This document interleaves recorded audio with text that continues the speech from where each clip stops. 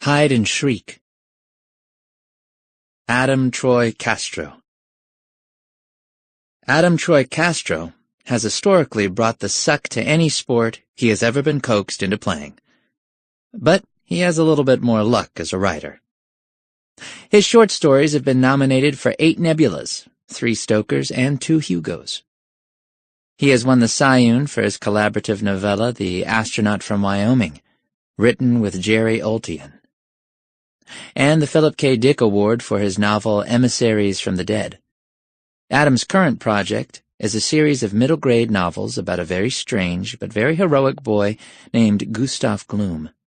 Of Hide and Shriek, he writes, Lovecraft, or Lovecraft-influenced fiction, has figured in a number of things I've written recently, including the Gustav Gloom novels and this little exercise in silliness. You'll note that, unlike Howard Phillip, I don't take it at all seriously. My experience with hide-and-seek includes a couple of cases as a child and as an adult, playing with child relatives where I found some absolutely brilliant location to secrete myself in and stayed there, only to wait for ungodly periods of time as the other participants drifted to some other pastime and completely forgot that I was involved at all. The experience was, in a word, squamous. They were elder gods. Almost no vocabulary known to human beings applies to anything having to do with their earthly existence, which began at some point before the first pathetic hominids stared slack-jawed at motes of light in the sky, and is likely to continue after the careless ways of man sends the last of our great edifices crumbling into dust. They lived by rules beyond our comprehension, according to dictates alien to our imagining. If they hadn't wanted to come forth and eat us occasionally, there would have been about as much point in trying to understand them than as in arranging a diplomatic summit between a Nobel laureate and a paramecium. They were also, by inclination as well as circumstances of birth, right bastards. But look hard enough and far enough, and you will find some points of congruence, some motivations easy to fit within our puny minds, that are not too alien to be discerned within theirs, and one of those was boredom. After all, eternity lasts a truly goddamned long time. To wit, you think you're in hell, just stuck at home waiting hours for the cable guy? Imagine that your lifespan can be measured not in years but in eons, and that you have agendas that require the occasional colloquy with another being like yourself who, like you, was there when the Milky Way was still under construction. Imagine that your associate has not shown up precisely on schedule, and that you've floated in the ether watching the stars shift colors according to the precise physics of their own billions of years of life. And imagine that for you, time is not sped up to match your proportional life expectancy, a blessing that would make the births and deaths of those stars look like 1 trillion strobe lights. Imagine that for you, the hours pass at precisely the same rate they do for us, that you feel every second and every minute, that you get exasperated at the same rate and sigh exactly as openly as a commuter waiting on a street corner for a missing bus, and that the centuries continue to pass as you perform the equivalent of standing on one foot and then the other, feeling the remaining time left in the universe gradually count down toward 0. That is what an elder god goes through, living out the eons of its existence. It's nobody's definition of fun. Hence the game. There were 3 participants, brothers of a kind, unholy spawn of the same obscene process that you would have to be blind, deaf, and demented to classify as sex. It did involve fornication of a kind, and eggs and other things, but astrological alignment and various horrific rituals also played a part. And frankly, you don't want us to even start to get into it, because if we did, your mind would shatter from the sheer awfulness long before we even started describing the foreplay. About all we can convey is that if you were capable of understanding the process that spawned them, and the vaguely disreputable taint the circumstances carried even among their own kind, you would not have much to add to our earlier estimate. Bastards. Time was the least and most malleable of the things they had to kill, and they happened to be together, squatting like foul, multi-tentacled toads on the blackened bones of a mortal race it had taken them no time at all to terrorize into extinction, when it occurred to all of them that in destroying this latest batch of toys they had left themselves with nothing of any entertainment value to do. This perturbed them. Neck waddles throbbed, tentacles writhed, slitted eyes fell slack, and 3 soulless souls contemplated the long, interminable agony of years spent waiting for another race of man to invite their interest. Their direct words would leave any one of us blackened cinders, so we are forced to paraphrase, freely. The sense of it, or at least as close as we can come to the sense of it without spontaneous combustion, follows.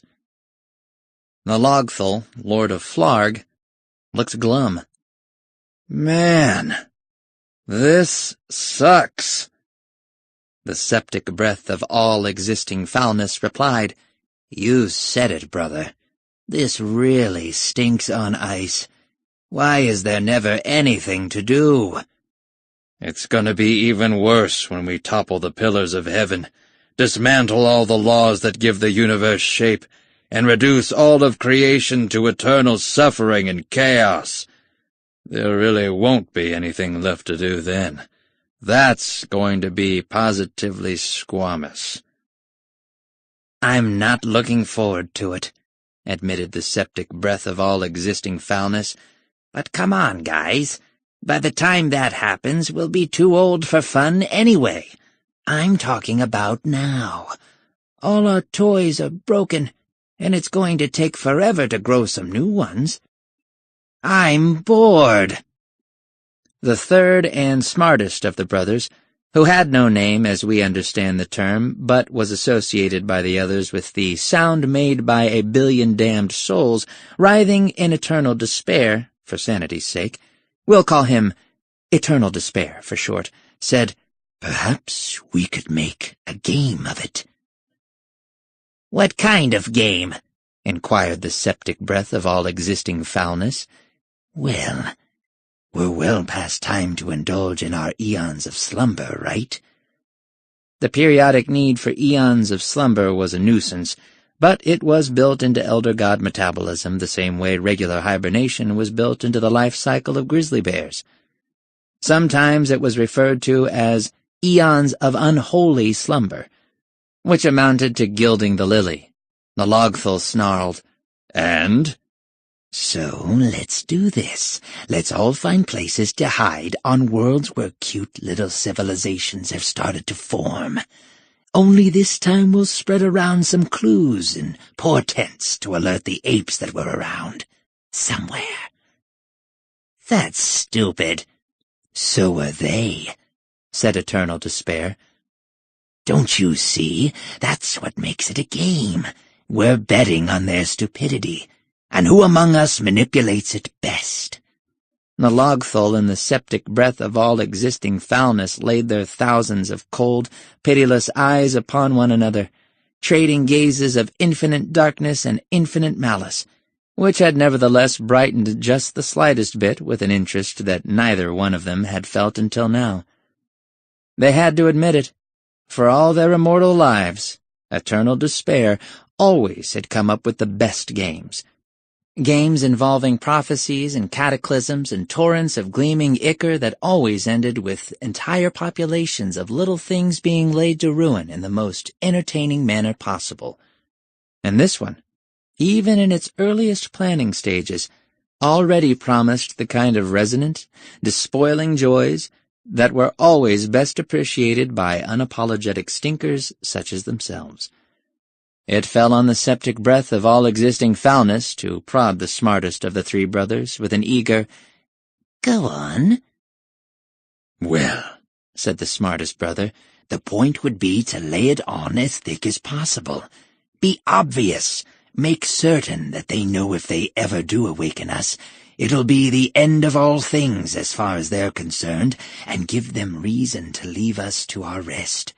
But also, Just for shits and giggles, leave vague promises that whoever does betray his kind by setting off the alarm clock earns power and treasure and everything his little numbskull mind desires. It's a given. It might take a few million years, but sooner or later, each and every one will be discovered and released by some gullible cretin with no conscience and an underdeveloped sense of consequences. So, how is that any fun? Nalogthul inquired. It's a challenge, my dear brothers, a competition among us for the title of most nefarious. The winner would be the one who made the warnings most dire and the rumored rewards of trespass most tempting, while nevertheless managing to remain undisturbed by stupid mortals for the longest period of time. The losers forfeit to him all the worlds and souls they've managed to accrue so far. What say you? Nalogthul, in the septic breath of all existing foulness, hesitated, for they knew how cunning their brother was, compared to them. They knew that there had to be some trick, some gimmick, some disgusting inherent corruption, some squamous element that would stack the deck in his favor. But they were also elder gods, and they were bored. So they each pricked a warty, leprous finger with a needle of pure angel bone, and contributed to the kitty that would hold the sum total of all their wagers. And then they each departed, in the span of a single vile thought, to construct their respective places of concealment. Nalogthul erected his crypt at the bottom of a black chasm 1,000 miles into an inhospitable desert, a place a week's march from the nearest oasis, which didn't contain pure water, but instead a powerful hallucinogen designed to inflict visions that could reduce the noblest man's soul to a gibbering shell, screaming forever in the depths of his own personal hell. The oasis was itself 6 months' journey from the nearest civilized outpost, which was only civilized if you count upright buildings as civilized, and was only, even that, if you counted a 20-degree slant on most walls as officially upright. The outpost was inhabited entirely by outcasts and perverts and inbred defectives, people who had been thrown out of every decent town inhabited by man, and had, by a process similar to sediment dropping to the bottom of a cup of dirty drinking water, wound up in this town best imagined as a kind of lint trap for humanity. We need not devote much concern to the affairs of that town, except to stress again that in order to reach Nalogthul's hiding place, a traveler first had to reach that foul oasis. And to reach the foul oasis, one first had to trudge 6 months through a desert of fire. And to reach that desert of fire, one first had to pass through the town, which was in and of itself the kind of place nobody ventured unless they'd been chased there.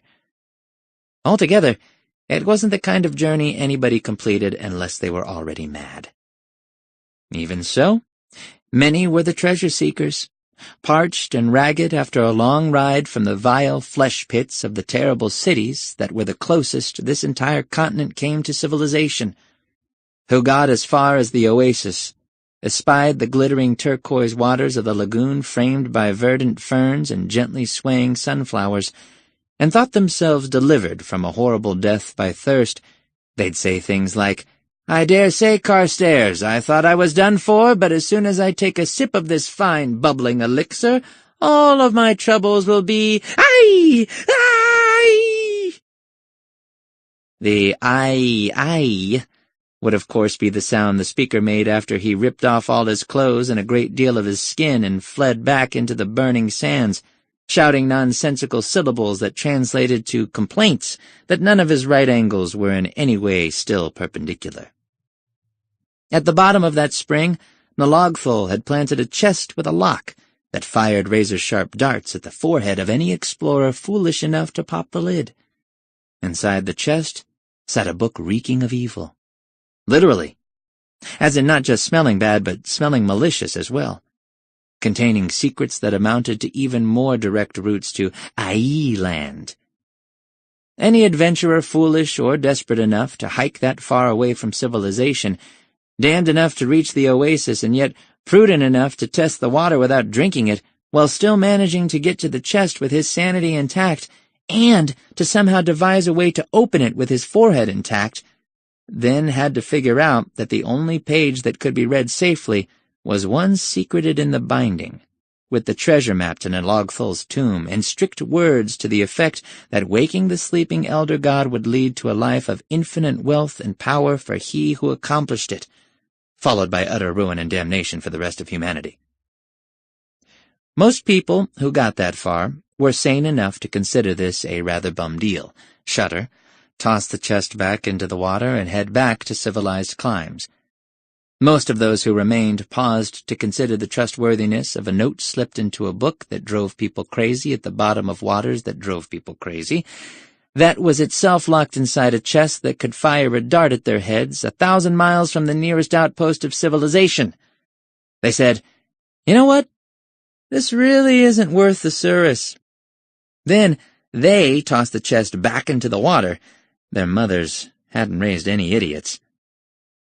Of those that remained, only a few survived the subsequent trek to Alogthol's tomb, and of those who reached the tomb on hands and knees, only a few solved the intricate and deadly puzzle of the quadruple locks, and of those that got past the quadruple locks, only 3 were able to descend through 50 floors of increasingly horrific death traps to reach the door guarded by all the rotting skulls. And of those 3, only 1 was stupid enough to open the damn thing expecting fabulous riches.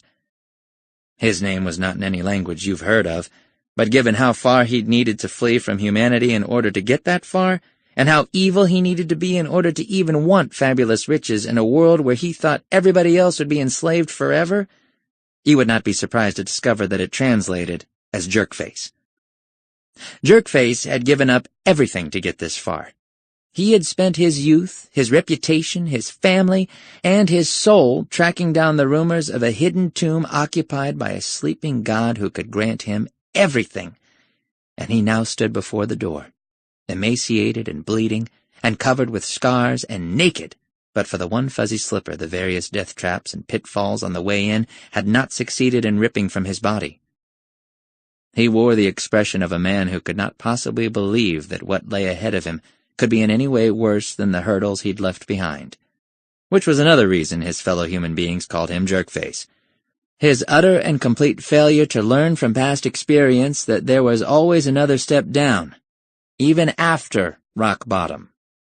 He stood before the oval of perfect darkness as the black smoke came pouring out, and as the smoke resolved into a sulphurous face with 1,000 eyes, and as 1,000 eyelids blinked over 1,000 slitted pupils, in a voice older than time, Alogthol croaked, "Mortal, thou hast freed me. I ask but one question before I bestow your reward. How long have I slept?"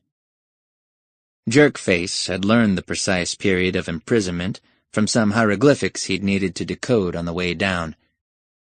"1.5 years, O Great One." The pause that followed was downright comic. "Excuse me?" rumbled Alogthol.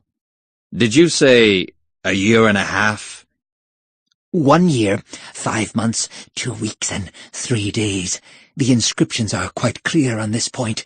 You were installed here the very same day as the coronation of King Gillistack VII, the day the great comet Flarg passed through the constellation of Ignorifus.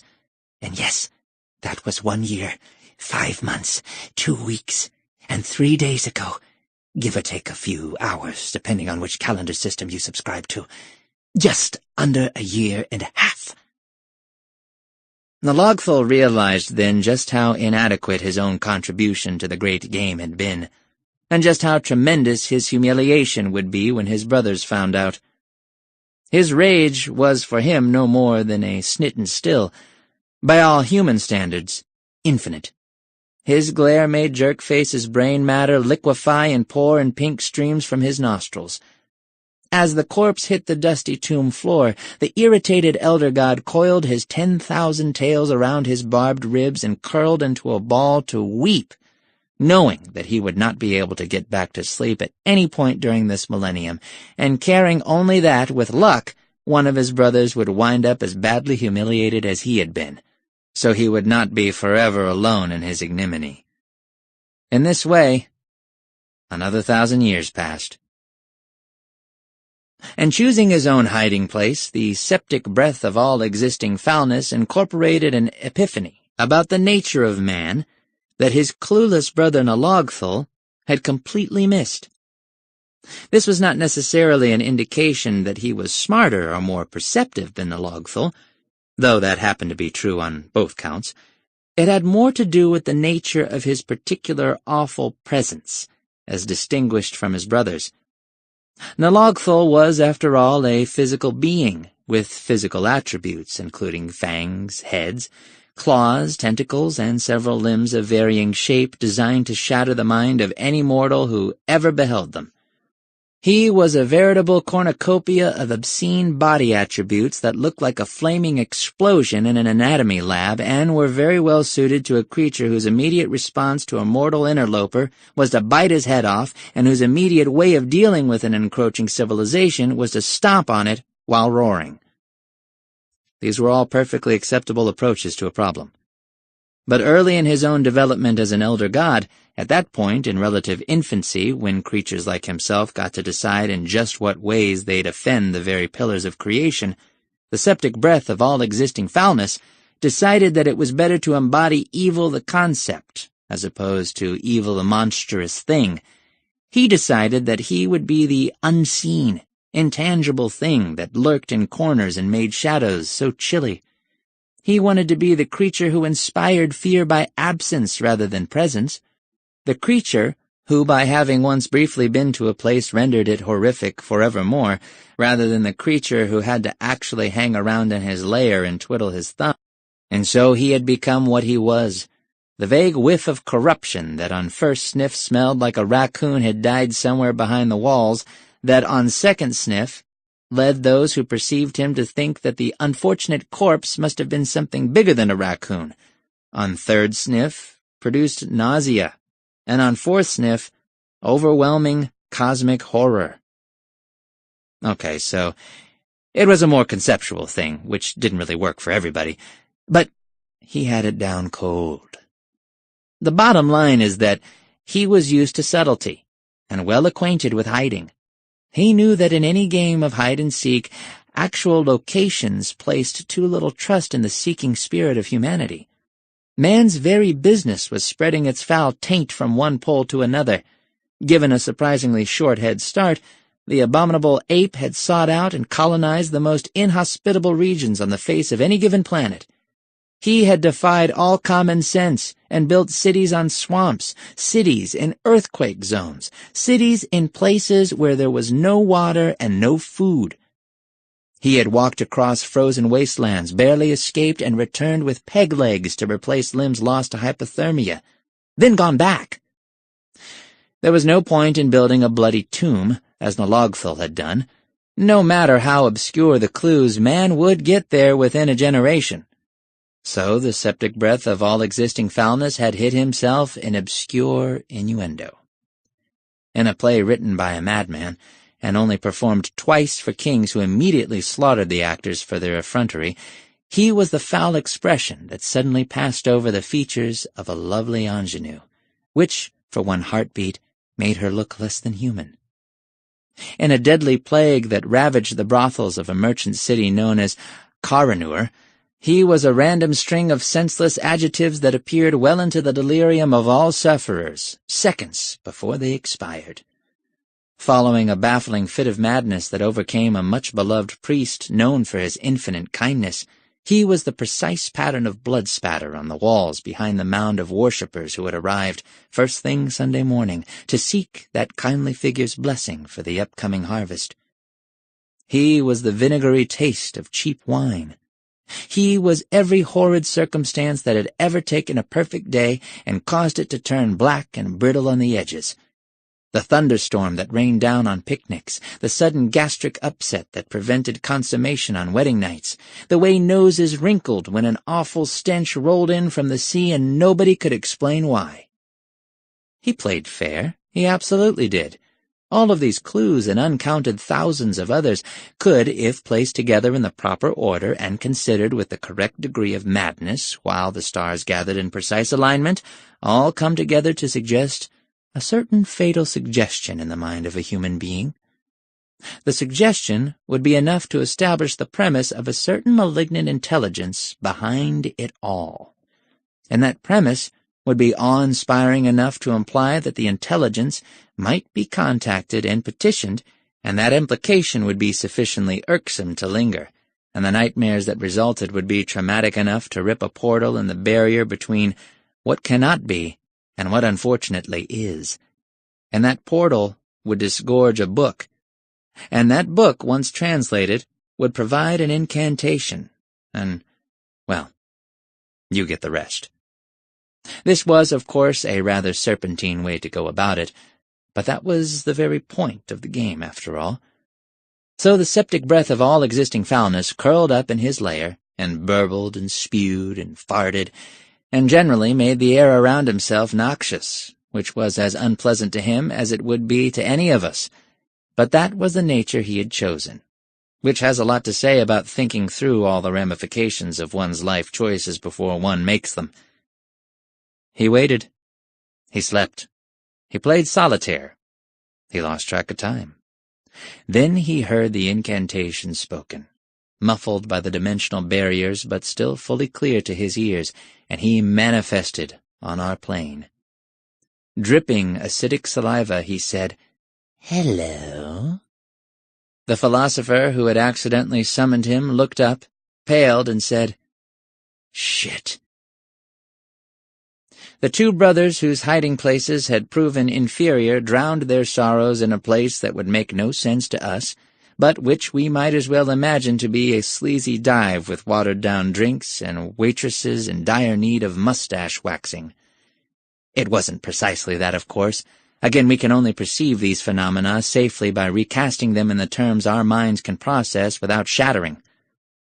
Suffice it to say that it served the same function such an establishment fulfills on our plane of existence, and that it catered to beings who needed a place sufficiently squalid and disreputable to indulge their worst paroxysms of self-loathing, and considering that given how profane and vile their activities managed to be, even when things were going well for them, it must have been a despicable dive indeed.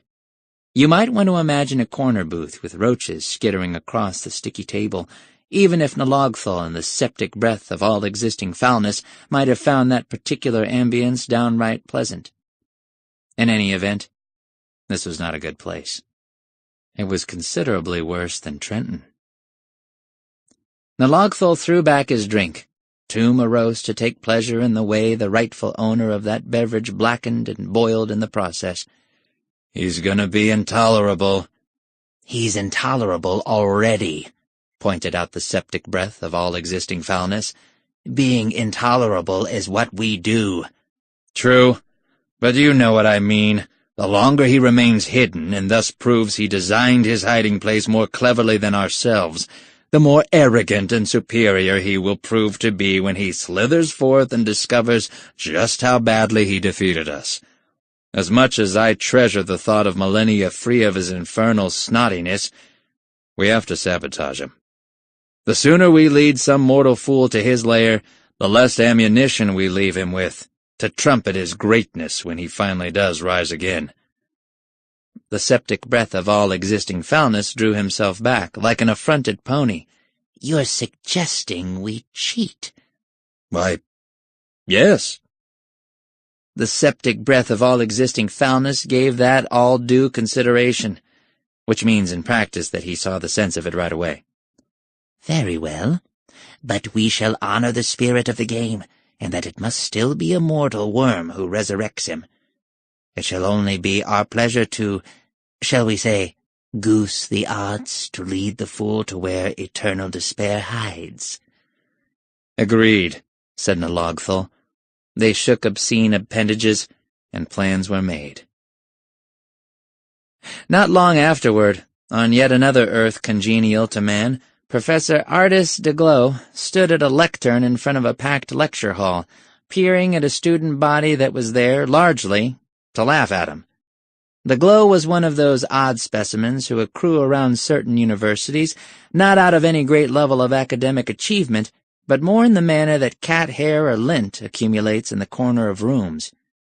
He had been accepted as an undergraduate because of a college essay that was passed from one member of the faculty to another in awe, because it blew entire Zeppelins' worth of smoke at the question of his own qualifications, and ultimately collapsed upon itself in a heap of nonsensical sesquipedalian verbiage.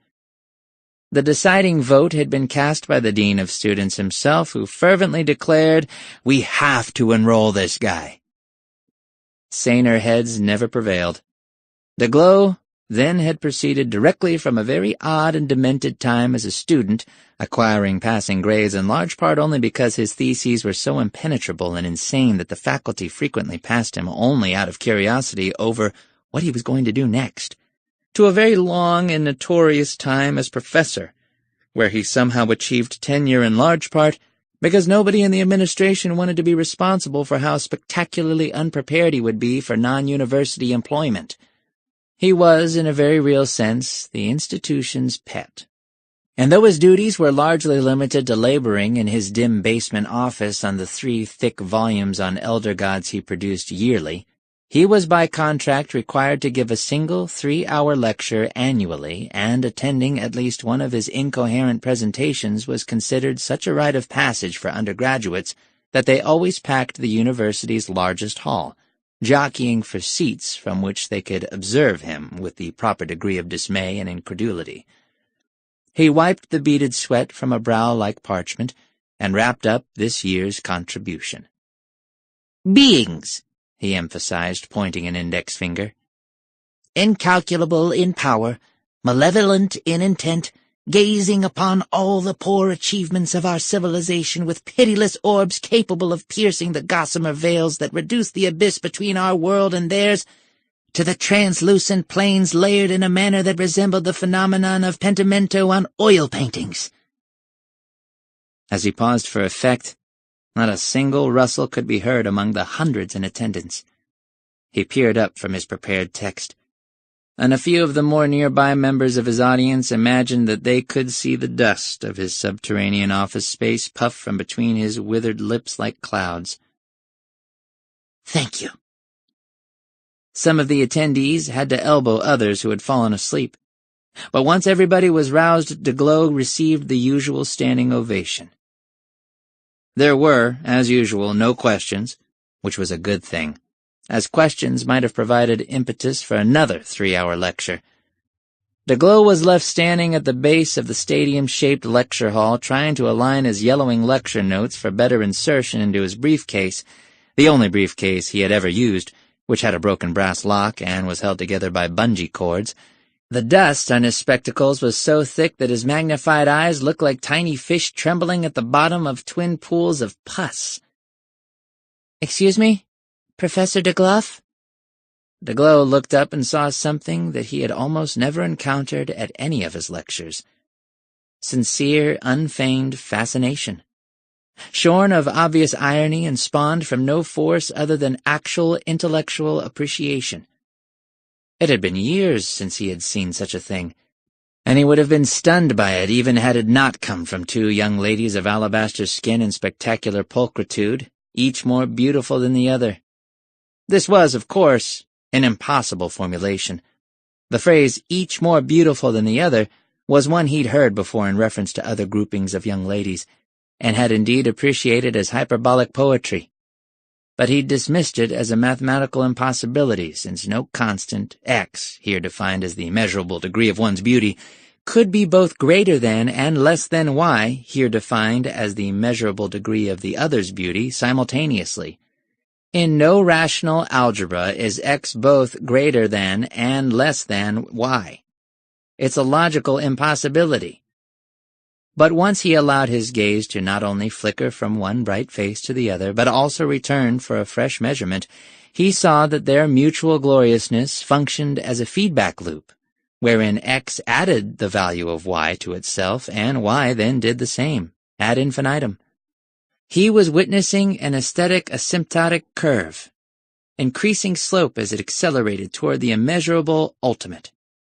Despite a suddenly dry throat, he managed, "Not de-gluff, de-glow." Icon of pulchritude #1 blinked prettily. "Excuse me? Not D, but day. Not gluff, but glow. De-glow." Her limpid eyes widened. "Your name is pronounced Day-glow?" Correct." "I'm so sorry." Having lived with it since grade school, Professor DeGlow was even sorrier. "I deeply appreciate that. How may I help you?" The two visions of loveliness glanced sideways at one another, then peered back at him, each instant a perfect heartbreak on a scale DeGlow had not experienced since acquiring a stepsister in adolescence. This much you need to know about Art DeGlow. He was, by most of the standards of academia as well as everyday life, an absolute lunatic. Driven by obscure ancient texts reeking of bygone crack pottery and redolent of more mouse piss than actual wisdom, he clung to theories about silly things like incomprehensible elder gods slumbering in dark places while awaiting their opportunity to slither forth and topple civilization. Every single book on his home shelf was bound with brass hinges and could only be opened with the proper key. He used the word squamous in everyday conversation, which is one good reason why he rarely had any. But he was also a romantic at heart, vulnerable to the infinite charms of a dazzling smile beneath a pair of radiant eyes. Nor was this mere lust, the familiar hunger many pedants in tweed feel for the needier maidens among the student body, who have earned a historical reputation at such institutions for their shared misapprehension that the profound and deeply wise figure at the base of the lecture hall is ofttimes a good place to find instruction in matters more intimate and life-changing than anything to be found in the course syllabus.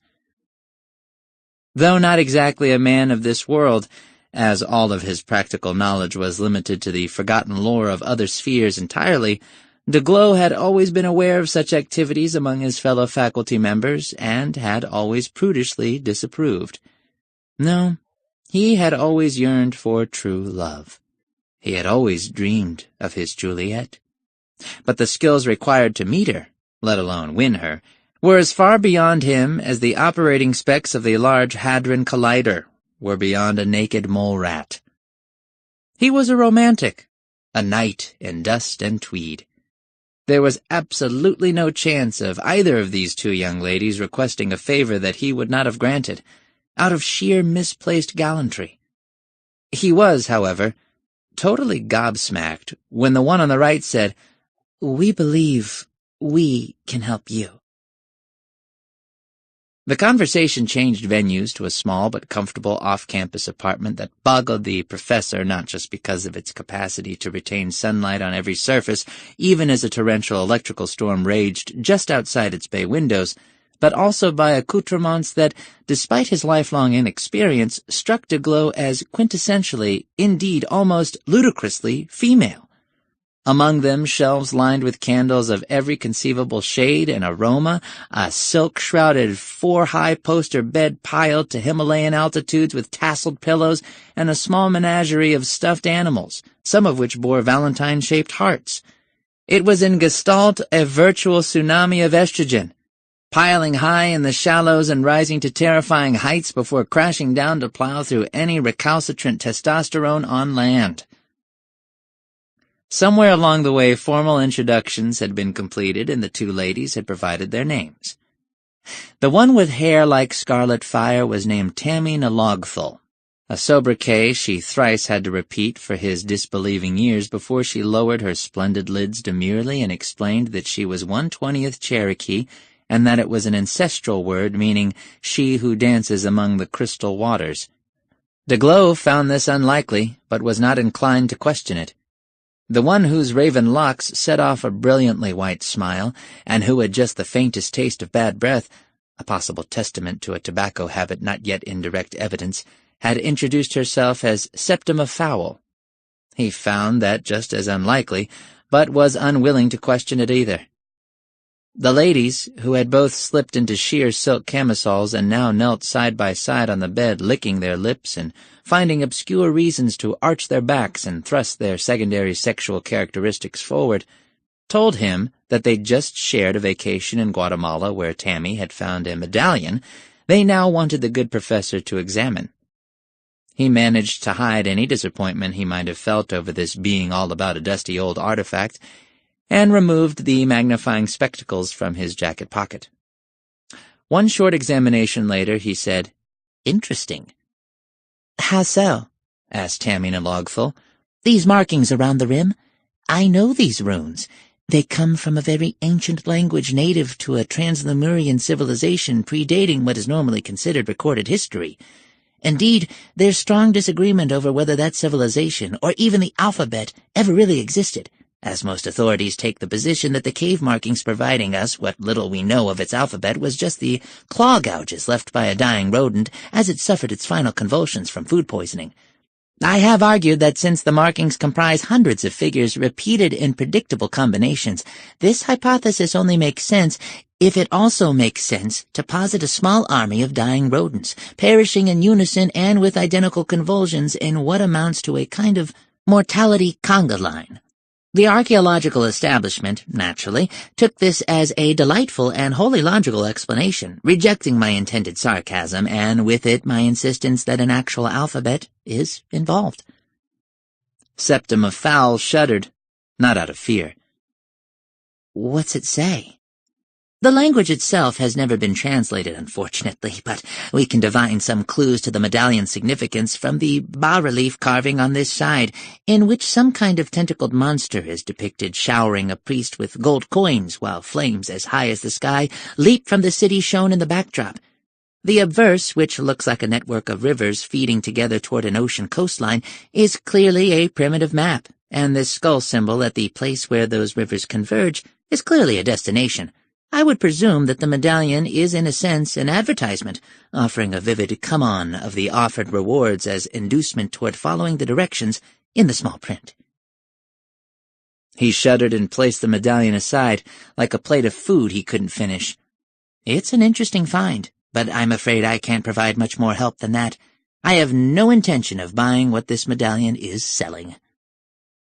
The twin pouts directed at Professor Deglow functioned as illustrations in the fine art of transforming rich lower lips into jutting shelves, upon which the ladies implied the myriad disappointments of an unfair world. "Why not?" "Because I believe it," Deglow said.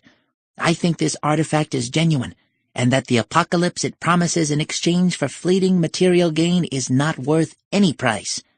I would urge you ladies to take a nice cruise, somewhere out where the waters run deep, and toss this little obscenity overboard so it can never pass through the hands of man again." This was precisely the kind of moment that cried out for the speechmaker to grab his hat and place it jauntily on his head before nodding and walking out. Deglow actually looked around for a hat before remembering that he didn't own one. He made it up with that nod, which was firm and wise and served the purpose of the missing headgear in that it put the cap on the conversation. But when he walked out, Tammy Nalogthul and Septima Fowl ran after him, catching up on the stairs and bouncing alongside him with an enthusiasm that brought a swoon from the male neighbor ascending those same stairs with a basket of laundry. "But, Professor, your reputation is excrement. And I'm so well accustomed to being inundated by entire fathoms of scorn that being summoned to the surface for public vindication might well rupture all my tissues with a case of the bends. The importance of this find is akin to the importance of a venomous snake that has slithered into a backyard tool shed I never use, in that I appreciate knowing it's there and understand that it can change everything should I be foolish enough to go to the trouble of discovering it, but I am wise enough to know I can also sleep quite well and continue to happily draw breath without ever giving that discovery my— This much is true. Even elder gods walking among mortals in human form are vulnerable to the dizzying effect of tortured metaphors. Tammy Nalogthul and Septima Fowl paused in mid-step, their beautiful masks slipping just a tad as the ancient beings behind them caught up with the conflicting imagery. Had Deglow been looking at them at the moment this occurred, he would have seen Tammy Nalogthul's perfect lips part, a crack spread across both her cheeks like a crevice ripping open in a glacier, and a mass of writhing cilia within, gorged with infuriated blood. He would have noticed Septima Fowl's doll-like perfection shimmer and fade, becoming a ravaged, flaming skull that was, for some reason, still wearing lip gloss despite the absence of lips. But Deglow did not turn around and, as a result, did not see either of these things. By the time the two faux ladies had seized control of their temporarily ravaged appearances and succeeded in wresting their attractiveness ratings back into the realm of positive numbers, the professor had made his escape. "Shit," said Tamina Logthul. By now you should know that the word emerging from that mouth was not actually shit, but some oath of infinitely greater blasphemousness that would have caused the skin of any human eavesdropper to bubble and run like hot wax. "He should be frayed for his impudence," said Septima Fowl. Tamina Logthul inquired, "Don't you mean flayed?" "I may be wearing this ridiculous body, my brother, but I know exactly what I said. Mere flaying is too merciful a fate for him. Instead, the little worm should be frayed, one loose thread at a time." Tamina Logthul considered that, and found it pleasing. "Later, I will provide thee." And here the being inside the comely flesh referenced an implement of torment never imagined by man, that would have made the most treasured toys of Torquemada look like a pair of toenail clippers purchased at Walgreens. "But until then, he is still our most likely prospect, and he still needs to be lured." Plan B, as the brother gods would have called it, had they utilized any alphabet we know, went down one midnight 2 weeks later, at the precise moment when the professor was crossing a busy intersection midway between the dank basement where he kept office hours, and had indeed gone more than a decade without ever being consulted by a single student, and his home, which was just as dank, though not, strictly speaking, a basement. The professor staggered a little, as the weekend was coming up and he was bringing home his latest opus, the 7th volume of a work in progress classifying the various flavors of ichor. He also had a paperclip in his shoe, which kept jabbing into his big toe, and which he would have stopped to remove were it not also in the innermost of 3 layers of sock. The professor's firm policy of always wearing a green sock, inside a red sock, inside a black sock, was the least of his many eccentricities and would require a significant digression to explain, though we can say that it was a habit driven by his many years of scholarship and was prompted by a warning in the memoirs of an apothecary from a civilization that had crumbled some 10 centuries before Atlantis, to wit, it always pays to wear protection. The apothecary had been referring to prophylactics, of course, but the professor was fuzzy about such things, one reason he was always so scrupulous about keeping his toenails filed. As he limped north toward that intersection, it was impossible for him to avoid noting the 2 strange girls from the prior lecture strolling toward him on the opposite side of the street. It was equally difficult for him to avoid observing the black van that whipped around the corner to cut them off. The girls clutched each other and shrieked prettily as a pair of thugs burst from the passenger doors.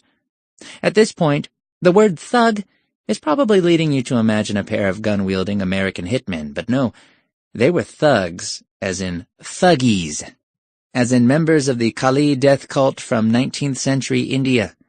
They were 2 half-naked guys in diapers, shouting angry declarations that only a human sacrifice could possibly punish the non-believers for their effrontery.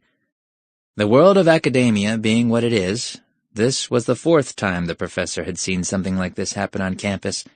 The girls made no visible attempt to escape, but rather continued to just clutch each other and shriek, inviting rescue as the 2 little guys in diapers advanced upon them. The speed of their villainous advance was no greater than the speed of a tourist in Hawaiian shirt standing in line for the roller coaster at a theme park.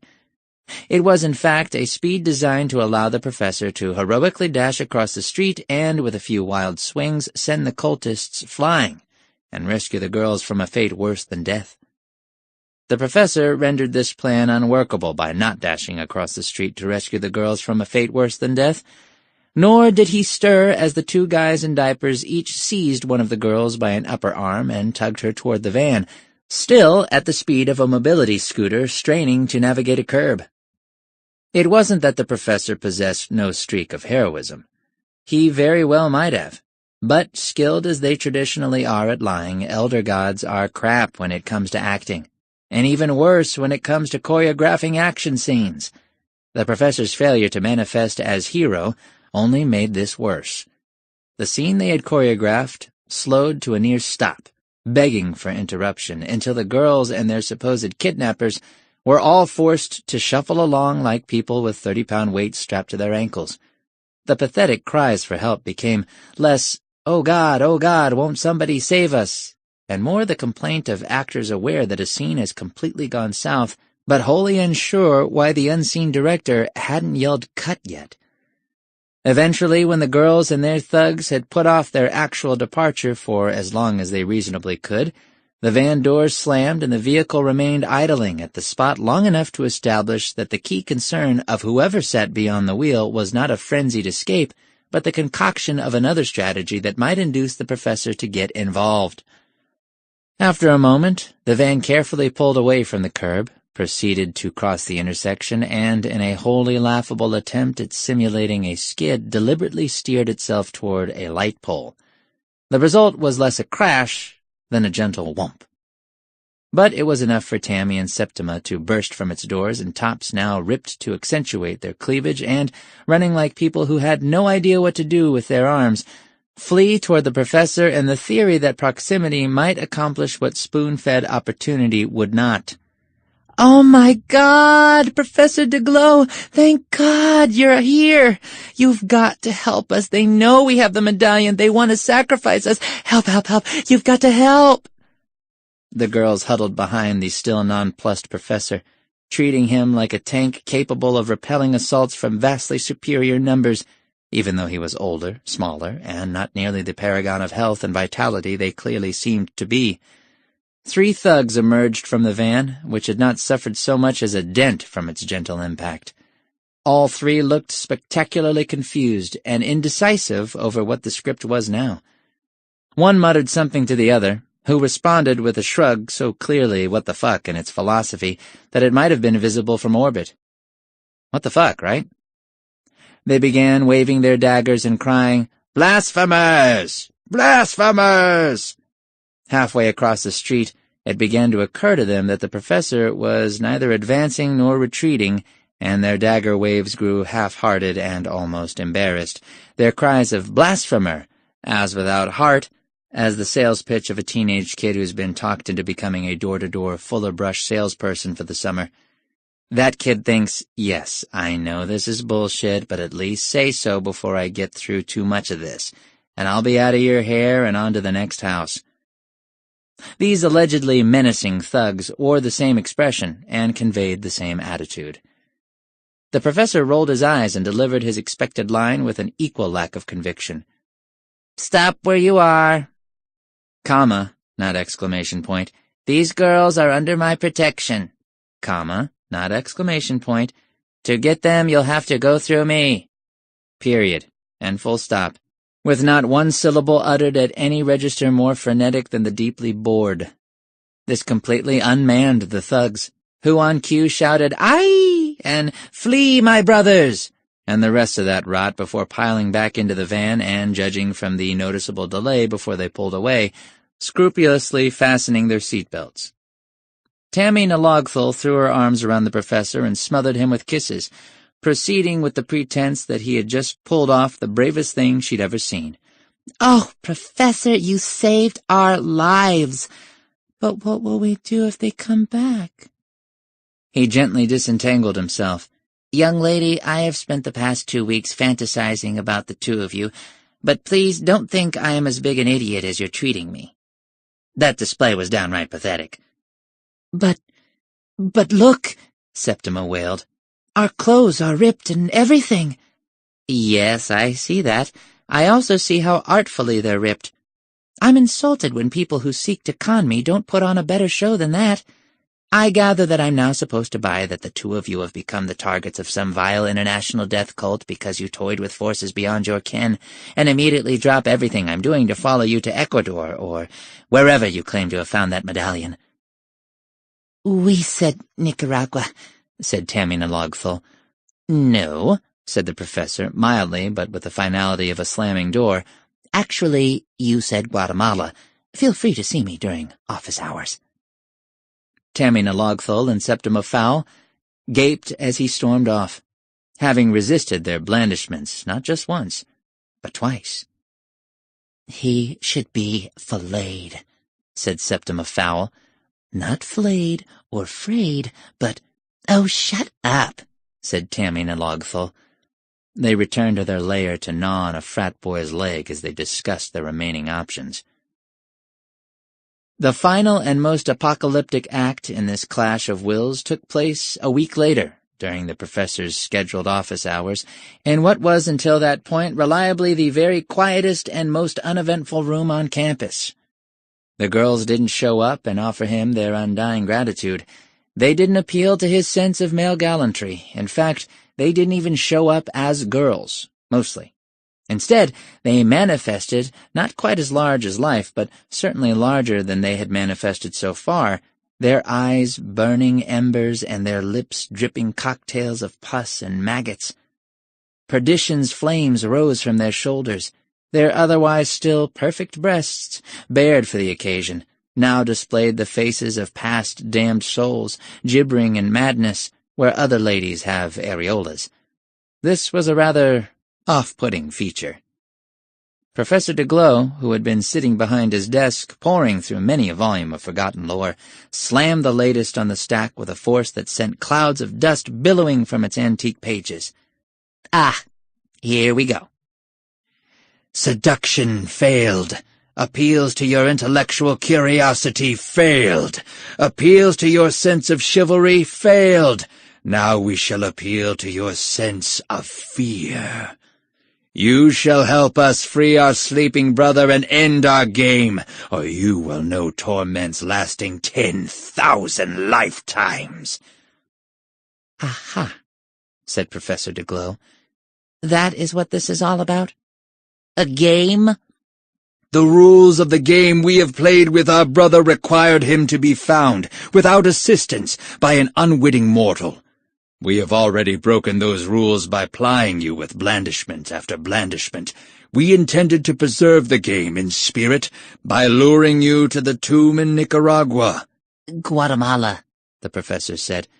A firestorm of sheer coruscating hatred blasted all four walls with a blast of hellfire sufficient to blacken the walls and reduce all of the professor's office furnishings, save for his desk, to ash.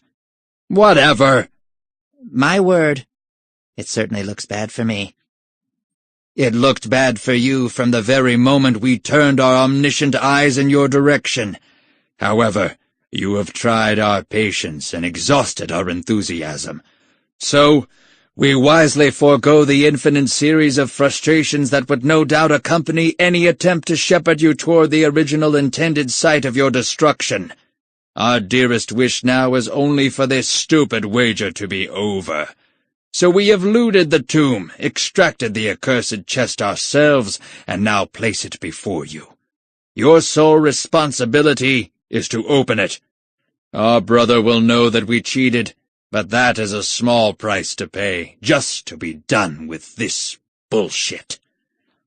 The professor tented his fingertips and rested his chin upon them, as he inspected the small stone box that had just materialized on his desk blotter, like a bowel movement abandoned there by some stray dog. It was a most unlovely chest indeed, with carvings that resembled steaming viscera and jewels of unfamiliar origin that might have been the gallstones torn from some species of great antiquity. It was so redolent of evil power that he did not have to open it to know that the creature inside was terrible in a fashion that rendered even the terrible creatures before him insignificant by comparison.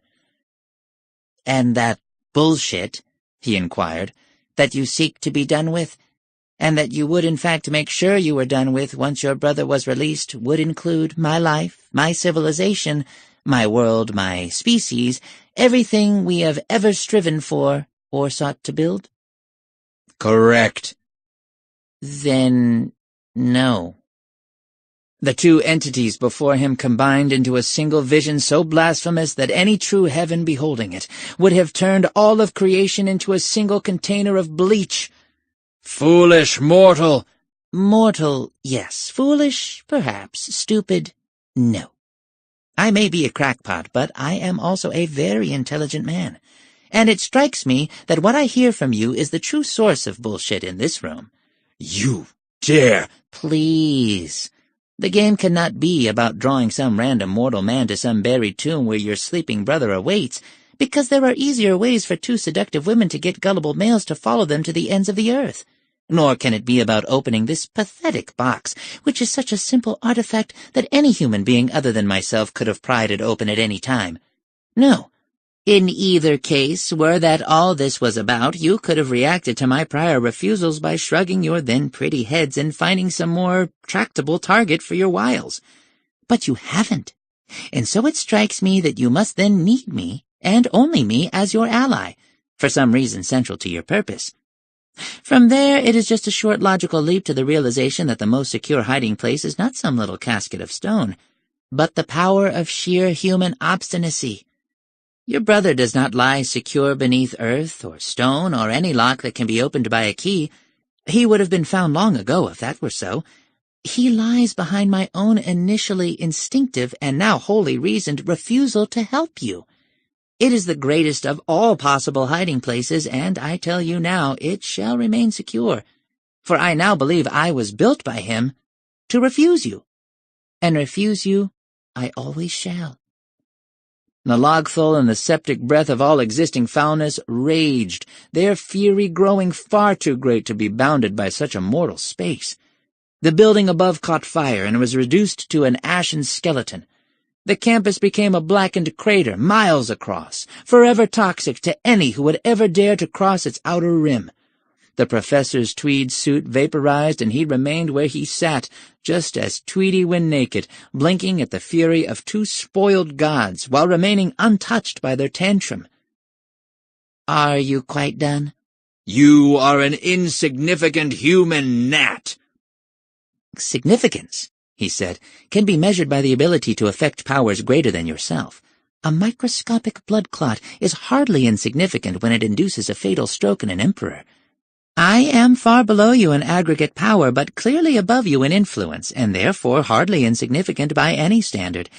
It seems, in fact, that in playing my role as your brother's surrogate in this matter, and doing it well, I have defeated you. Your game is over. All that remains is for you to concede defeat. This resulted in even more fulmination, lasting a day and a night, and day and a night, and incorporating more cataclysmic events which, outside the professor's little bubble of safety and the perimeter of absolute destruction that surrounded him, induced civilization's pundits to invoke the phrase biblical proportions, more than anybody had since that one time in 1997 when a porn magnate released a film set in the harem of King Solomon. Inside the bubble, however, there was just the professor and his implacability, the two elder gods, and their fury, which, once profligately spent, arrived at the only place it could, with Nalogthul and the septic breath of all existing foulness spent as well, staring daggers at the speck of a creature whose defiance had brought them to this eventuality. "Do you concede defeat?" the professor inquired. They did. "That is eminently reasonable of you. I, however, am aware that once I accept your concession, my usefulness as your brother's jailer, and therefore as the one force that keeps the two of you at bay as well, is ended, and I harbor too much affection for the world to let that happen. I therefore designate one bribe that I am willing to accept in exchange for my agreement to open the box. It is a highly unlikely bribe, one that you will be able to predict by sheer logic. I am willing to sit here, for all eternity if I must, to refuse all other inducements. In this way, I save humanity." The tantrum that followed was even worse than the prior ones, in that it had the extra added obscenity of whining. It was an impasse, and if we take anything from it, it is our perception of Professor Deglau as an uncomplicated, one-of-a-kind, world-saving hero. A man who, when all of existence depended on him, stood between all of us and Armageddon. It should be noted here, because what follows renders it irrelevant, is that the bribe the professor had in mind was the simple word, please. He had quite rightly bet all our futures that neither Nalogthul nor the septic breath of all existing foulness would ever come up with that word on their own, even if provided 1,000 times 1,000 eons to mull the problem over. It was, he divined, wholly beyond their character. And he was so right in this assumption that, were they and their sleeping brother the whole entities that mattered here, humanity would have been able to survive and flourish and thrive and rise and achieve a destiny beyond the whims of any of their kind. Really, he deserved a medal, or at least a great big hand. Alas, we find we must report that he had failed to consider one thing beyond even his capacity to predict, something he might be forgiven for missing, given the power and the scale of the creatures he was dealing with.